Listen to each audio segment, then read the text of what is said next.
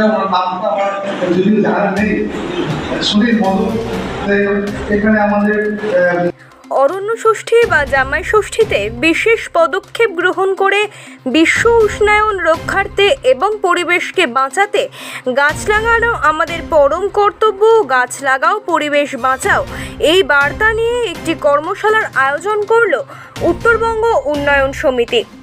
এদিন পরিবেশপ্রেমী সমস্ত মানুষেরা রায়গঞ্জের রাজপথে একটি বর্ণাঢ্য পথযাত্রার মাধ্যমে শহরের প্রত্যেকটি নাগরিকের কাছে এই বার্তা প্রদান করেন ও রায়গঞ্জ চেম্বার অফ কমার্সে সচেতনতা শিবির করে সাধারণ মানুষকে সচেতন করেন।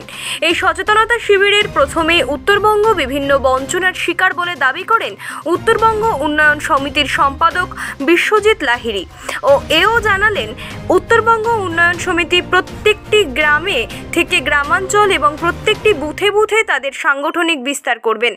আগামীতে জনসাধারণকে সচেতন করবেন উত্তরবঙ্গের উন্নয়ন নিয়ে। এদিনের সচেতনতা শিবিরে উত্তরবঙ্গ উন্নয়নের কনভেনার হিসেবে দায়িত্ব নিলেন কেশব চন্দ্র পাল। এ প্রসঙ্গে আর কি জানালেন উত্তরবঙ্গ উন্নয়ন সমিতির সম্পাদক বিশ্বজিৎ লাহিড়ী, রইল বিস্তারিত প্রতিবেদন। আমি বিশ্বজিৎ লাহিড়ী, উত্তরবঙ্গ উন্নয়ন সমিতির সম্পাদক। প্রথম বিষয় হচ্ছে যে আমরা তো উত্তরবঙ্গ উন্নয়ন সমিতি গঠন রেজিস্ট্রেশন হওয়ার আগে আর পরে মিলে 2 বছর হচ্ছে। প্রথম বার্ষিক সম্মেলন এই হলেই হয়েছিল, আজকে দ্বিবার্ষিক সম্মেলন এই হলেই হলো। আমরা 2 বছর যাবৎ বিভিন্ন সেবামূলক কাজ, আন্দোলনমুখী উন্নয়নের আন্দোলনমুখী বিভিন্ন কাজকর্ম আমরা করেছিলাম। তো তার ফলে আমরা অনেক সফলতা পেয়েছি। তো আমরা চাচ্ছি উত্তরবঙ্গ উন্নয়ন সমিতিকে বিস্তার লাভ করার জন্য সারা উত্তরবঙ্গ ব্যাপী। আর তার জন্য আমরা আজকে কনভেনারও উত্তরবঙ্গের ঘোষণা করলাম মাননীয় কেশবচন্দ্র পাল মহাশয়কে। তো তার মাধ্যমে উত্তরবঙ্গে আমাদের সাংগঠনিক যে বিস্তার সেটা আমরা করব এবং আমাদের জেলাতে বিধানসভা অনুসারে আজকে আমরা কনভেনার নিযুক্ত করলাম। আগামী দিনে বিধানসভা এবং মণ্ডল এবং অঞ্চল এবং বুথ স্তর পর্যন্ত আমরা উত্তরবঙ্গ উন্নয়ন সমিতির সংগঠনকে নিয়ে যাব এবং তার সাথে সাথে বিভিন্ন যে সমস্যা আছে উত্তরবঙ্গের, আর সেই সমস্যাগুলোকে নিয়ে আমরা সমাজকে সচেতন করার জন্য যে অ্যাওয়ারনেস ক্যাম্পগুলো সেগুলোও করব।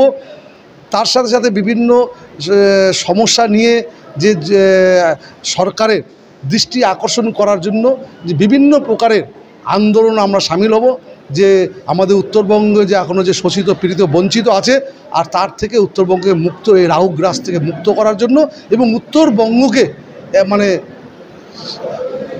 সারা ভারতবর্ষের মধ্যে যে এটা যে এটাকে বলে একটা ভূস্বর্গের মতো জায়গা। এখানে জল, জঙ্গল, পাহাড়, পর্বত সব কিছু আছে, কিন্তু আমাদের সেই হিসাবে কোনো উন্নয়ন হয়নি। তার জন্য সেই বিষয়টাকে সরকারের গোচরে নিয়ে যাব। আজকে প্রথম বিষয় হচ্ছে কি, খালি উত্তরবঙ্গের উন্নয়নের জন্য না, সারা দেশকে বাঁচানোর জন্য আমরা যে সিদ্ধান্ত যা আজকে গ্রহণ করেছি সেটা হচ্ছে কি, যে আমাদের মুনি ঋষিরা যে দিয়ে গেছিলেন আমাদেরকে উপহার, যে অরণ্য ষষ্ঠী, যেটাকে আমরা জামাই ষষ্ঠী বলে জানি। তো মুনি ঋষিরা বলছিল খালি জামাই ষষ্ঠী করলে তো হবে না, জামাইদেরকে শ্বশুরবাড়িতে গিয়ে একটা করে গাছ লাগাতে হবে, রাস্তার ধারে হোক আর শ্বশুরবাড়িতেই হোক। তো আমরা ঠিক করছি সেই মুনি ঋষিদের যে আহ্বান ছিল, তারা যে আমাদেরকে যে উপহারটা দিয়ে গেছিলেন, সেই অরণ্য ষষ্ঠীর দিন আমরা সারা উত্তরবঙ্গ ব্যাপী আমরা সকল জনতার কাছে আহ্বান রাখছি, সমস্ত জামাইদের কাছে আহ্বান রাখছি, সমস্ত শাশুড়িদের কাছে আহ্বান রাখছি এবং কি আমরা উত্তরবঙ্গ উন্নয়ন সমিতির কার্যকর্তারাও সমস্ত জায়গায় সেই অরণ্য ষষ্ঠীর দিন বৃক্ষরোপণ করব। উত্তরবঙ্গ বঞ্চিত, আর সে কথা আমরা আগেও বলে আসছি, আগামীতেও বলবো। আর যে বঞ্চনার শিকার আমরা হচ্ছি তার থেকে মুক্তি পাওয়ার জন্য আমাদেরকে প্রথম তো সংগঠন তৈরি করতে হবে, আর সংগঠনের কাজ আমরা ইতিমধ্যে শুরু করে দিয়েছি।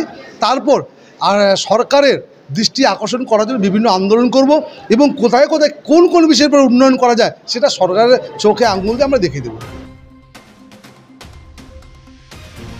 ব্যুরো রিপোর্ট, খাস খবর 8। এখন আপনিও রিপোর্টার। আপনার এলাকার যে কোনো খবর পাঠান এই নম্বরগুলোতে।